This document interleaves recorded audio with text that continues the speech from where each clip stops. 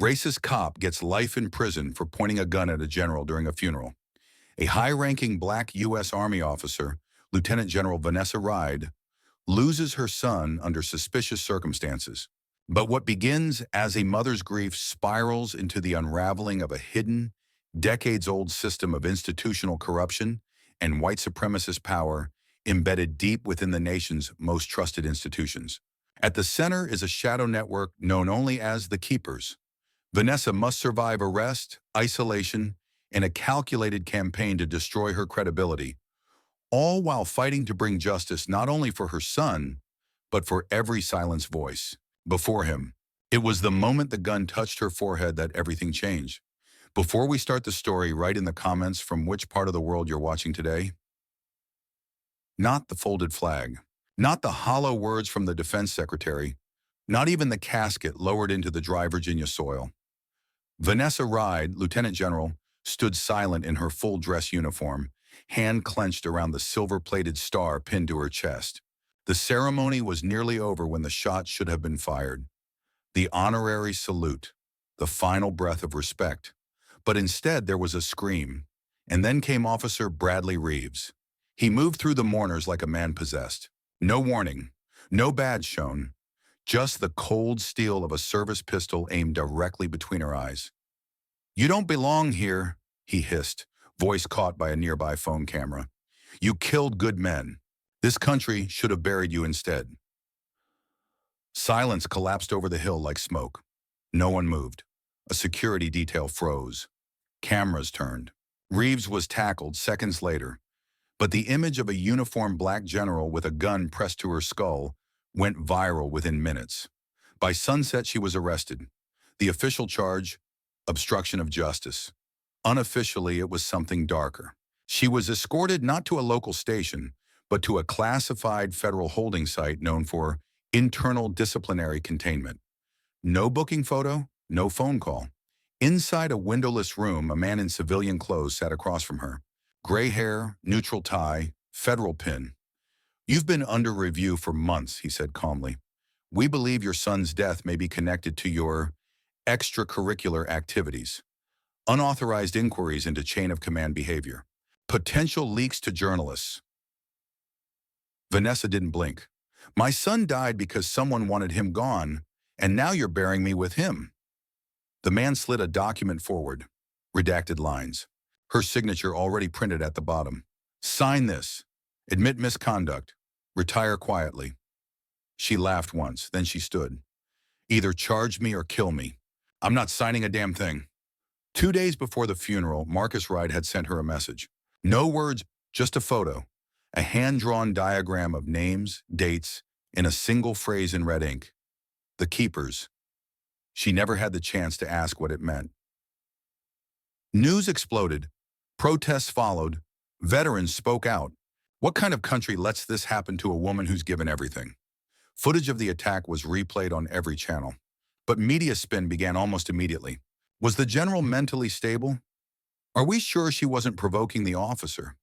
Sources say she had been pressuring investigators illegally. Her daughter, Amara Ride, civil rights attorney, former prosecutor, demanded transparency. She spoke outside the courthouse, calm and controlled. "They want you to think this is about one rogue officer, but this is a system unraveling in real time. And the truth about Marcus Ride will not die with him." That night, Amara's home was broken into. Her laptop and legal notes were stolen. Her dog was poisoned. She told no one, but started wearing a camera. In a secret facility in upstate New York, Vanessa was being drugged, not to silence her, to confuse her. The guards changed every 8 hours. The lights never turned off. A former Marine named Chen passed her in the corridor once, eyes hollow. She tried to speak. He looked away. 3 guards escorted her into what looked like an interrogation chamber. On the wall, photos of her son, burned, marked, crossed out. A voice over the speaker. "Tell us what he knew." She refused.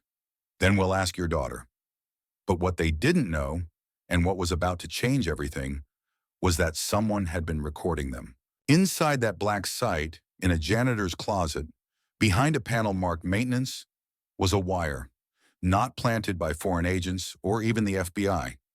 It had been installed by Marcus himself, months ago, and it was still active. 3 weeks. That's how long Vanessa had been held before anyone outside the black site heard her voice again. She hadn't seen the sky. She hadn't spoken to her daughter.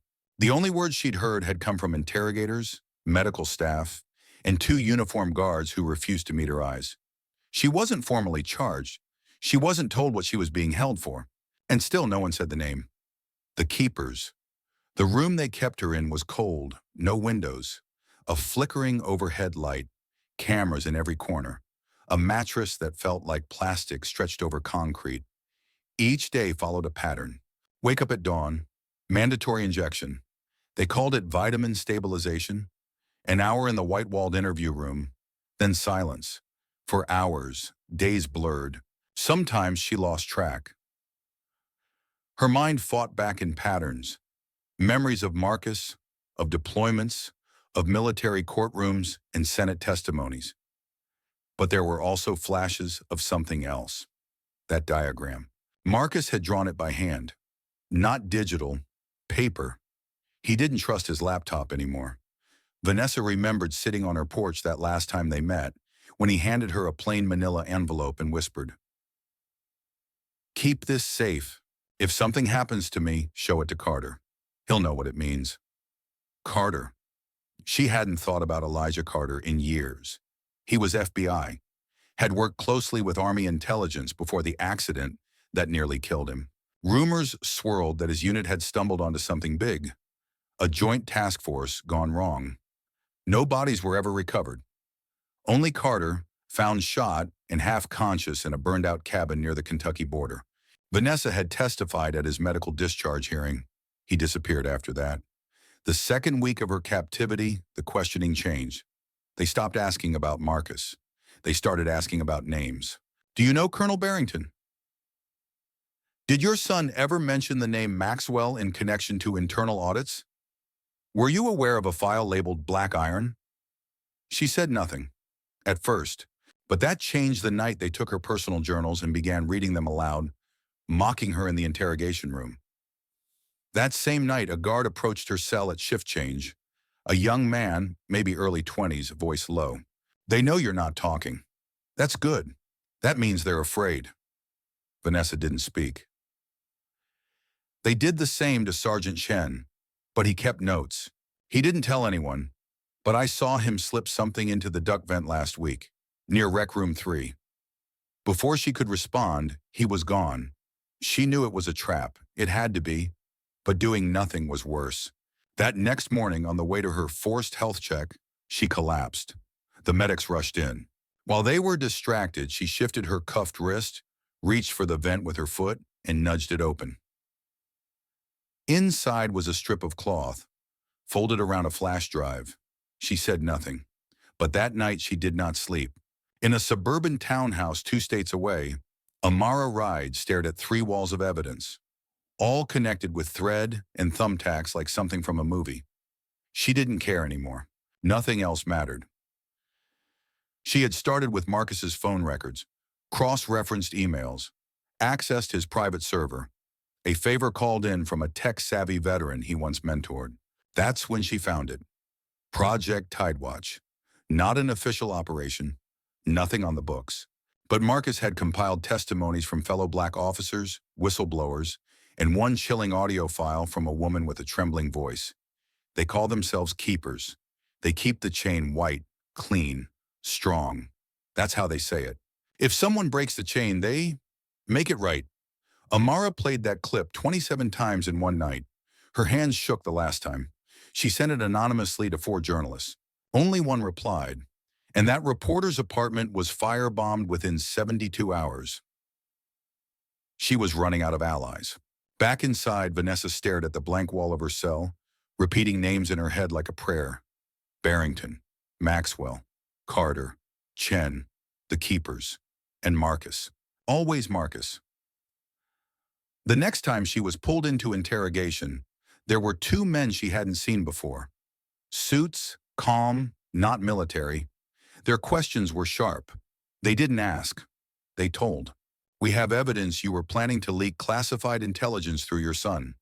We can bury you, General Ride. National security threat, unfit for duty, traitor.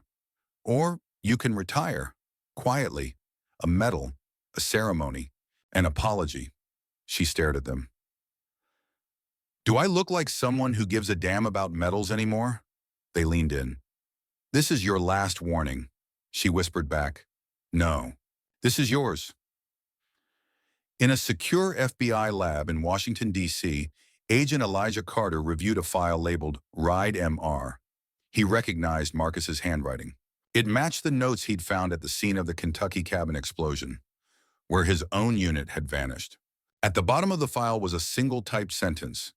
If they come for me, they'll come for her next. Carter stood, pulled his old badge from the drawer, and called an old number. We have to move. Now.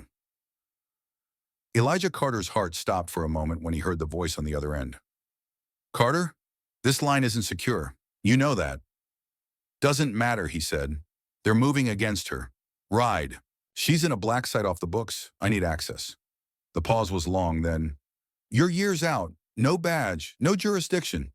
I've got the files from Marcus. Some are audio. Some are names I never expected to see. You want to pretend we didn't see them? Or you want to help me bring this down? Another pause. Then came the address. Carter hadn't worn a suit in 3 years. He hadn't touched his service weapon since the cabin fire that left him deaf in one ear and barely breathing. But when he read Marcus's final notes, when he saw that word again, scrawled in capital red letters, everything returned. The keepers. It wasn't just a myth told in low voices in veteran bars. It wasn't just fringe message boards and drunken accusations from officers forced into early retirement. It was real, and it had rules. They promoted who they wanted. They buried what they had to. They called themselves patriots, but what they guarded wasn't the Constitution. It was control. And Marcus had gotten too close. Carter drove 8 hours without stopping, arrived at a nondescript house in Baltimore, and knocked 3 times. Amara Ride opened the door. She had a stun gun in her pocket and a recording app open on her phone. Who sent you? She asked. Your brother, Carter said quietly, before he died. She let him in. The walls of her small home office were covered in printouts, red tape, news clippings, maps. At the center, circled in black, was a name Carter hadn't seen in years. Captain John Chen. You know him? Amara asked. Carter nodded. He saved my life, but he disappeared. Not anymore, she said, and handed over a photo. It was grainy, pulled from a gas station camera. Chen, unshaven, wearing a civilian coat, looking directly into the lens. The timestamp is from 4 days ago. He's alive. Carter looked closer. Chen was holding something in his hand, a USB stick, taped to a pack of gum. If he's reaching out, Carter said, he's ready to talk.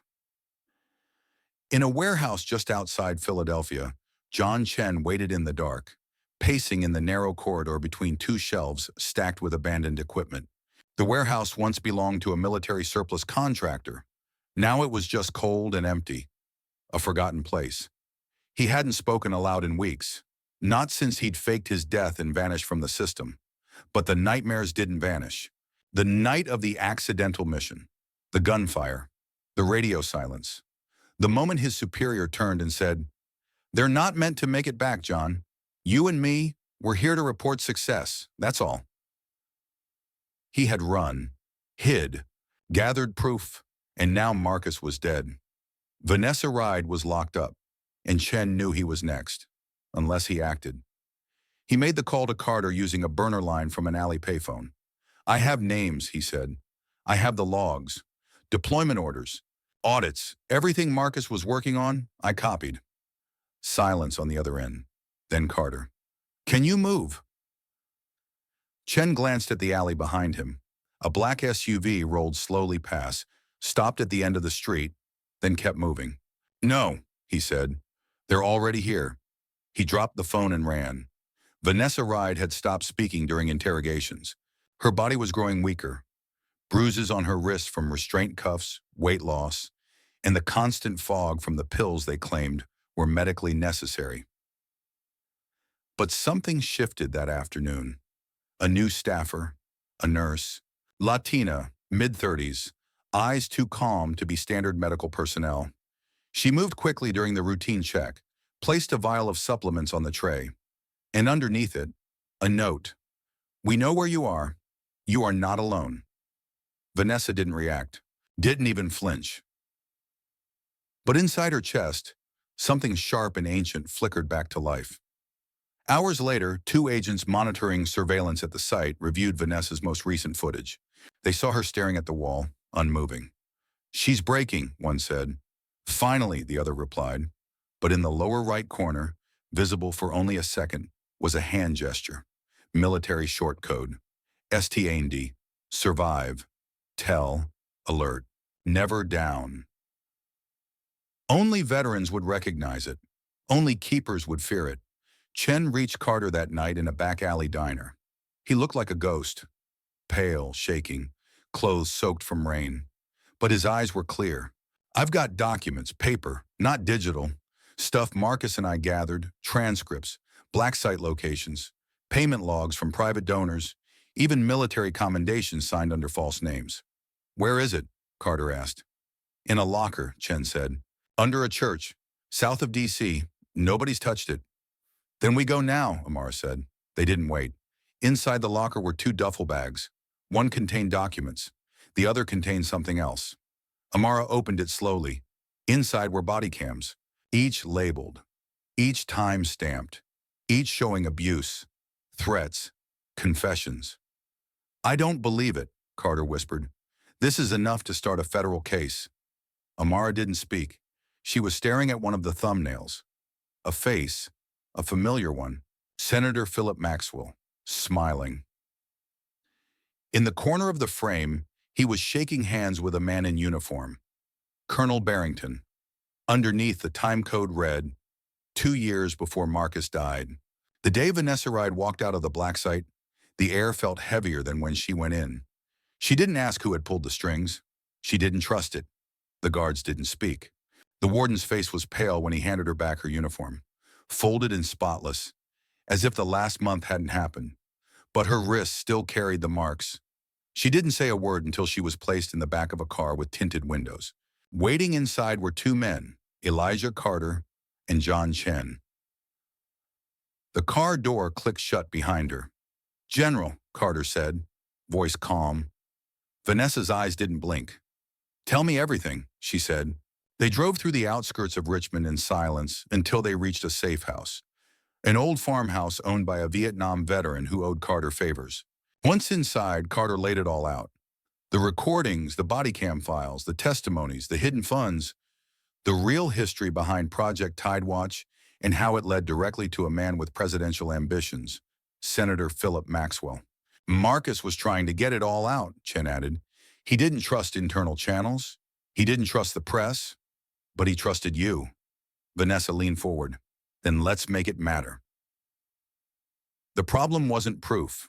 It was what to do with it. The moment Chen's locker was accessed, federal surveillance had kicked in. Phones began pinging.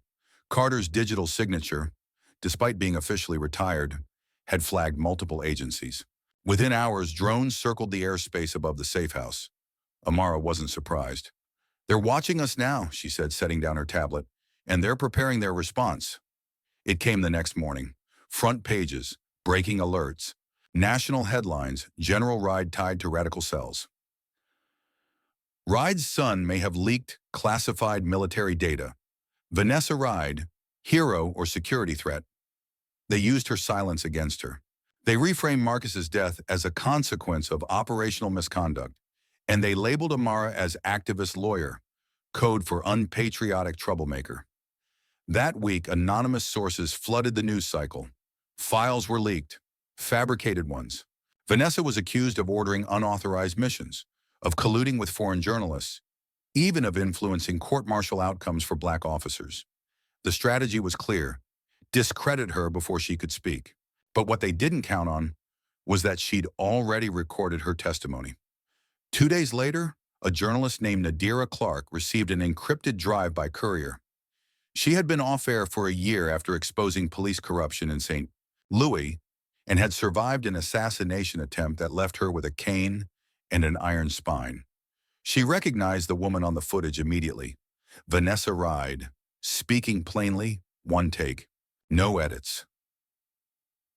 "They tried to silence me," Vanessa said in the recording. "They failed. This is the truth." She laid it out in measured terms. The names, the pattern, the whistleblowers, the silencing, the hidden chain of command that protected white officers, suppressed black advancement, redirected promotions, and rewrote field reports. Then came the body cam footage. Sergeant Cleary mocking a black corporal, saying, "You'll never get past captain. They don't let your kind in the keepers." And finally, the money trail, donations from security PACs tied to Maxwell's campaign, funneled through dummy firms to military morale contractors whose only real purpose was targeted harassment. Clark didn't hesitate. The piece went live that night. Title: The Chain, What the System Didn't Want You to See. It detonated like a bomb. Maxwell's campaign team denied everything. He called it a smear job by disgruntled veterans and activist lawyers. But the footage was too clear. His image, his signature, his voice. Two retired generals publicly supported Vanessa's testimony. Veteran groups marched in her name. And quietly behind the scenes, Carter made contact with his last resource, a sitting federal judge named Mendoza. A survivor of military abuse himself, Mendoza agreed to sign off on a sealed subpoena. The mission was now federal. Official. But time was running out. The night before the operation, Chen received a message. Scrawled on the hood of his parked car, scratched in with a knife. "You break the chain, we hang you with it." He didn't tell the others. He just wiped it off and returned inside. Meanwhile, in a government office in D.C., a staffer brought a sealed report to Senator Maxwell. Inside, the names of 6 officers prepared to testify. One of them, Carter. Another, Chen. The senator closed the file, then made a call. "Move up the clock," he said. "Wipe them clean." At 3 in the morning, drones swarmed the sky above the safe house. Carter noticed first. He cut power, blacked the windows, ushered everyone into the basement. Amara downloaded the files to 3 encrypted drives.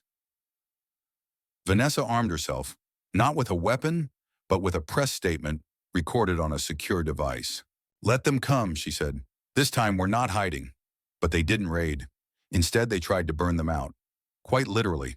2 fires started nearby, controlled at first, then pushed by wind. Carter acted fast, grabbed the drives. Chen grabbed the hard copies.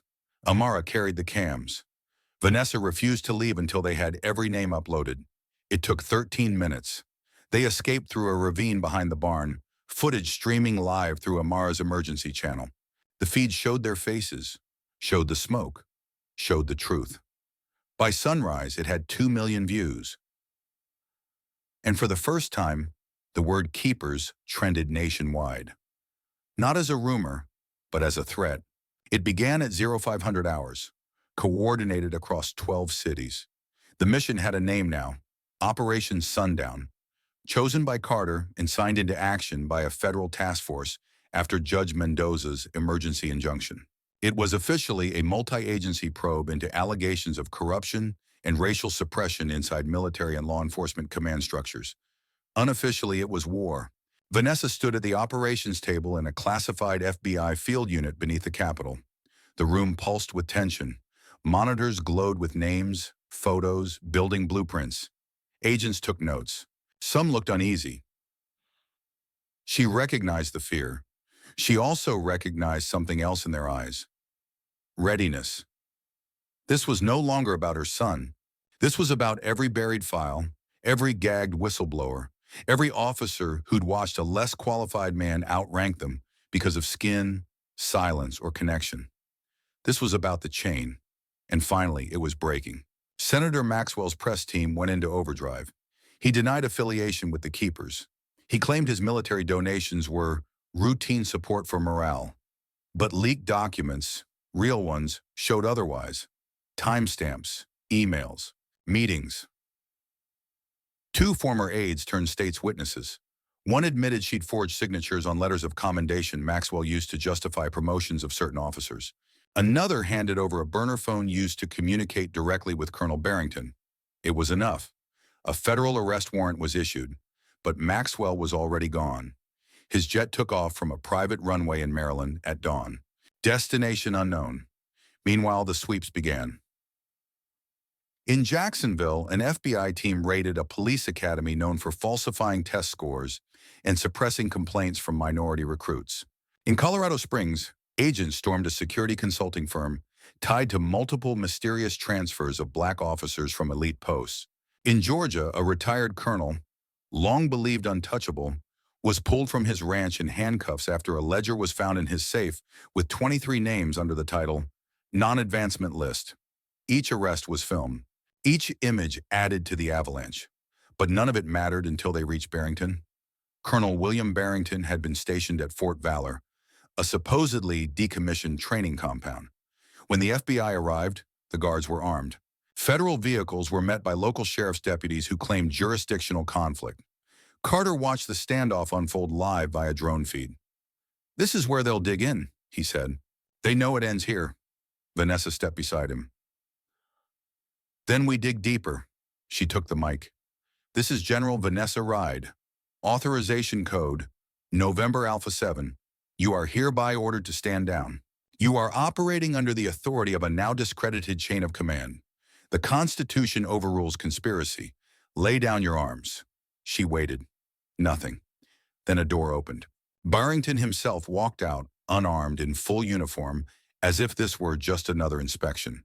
He smirked at the camera. "You've made a mess, General. And in the end, you'll clean it." She stepped closer to the screen. "No," she said. "You will."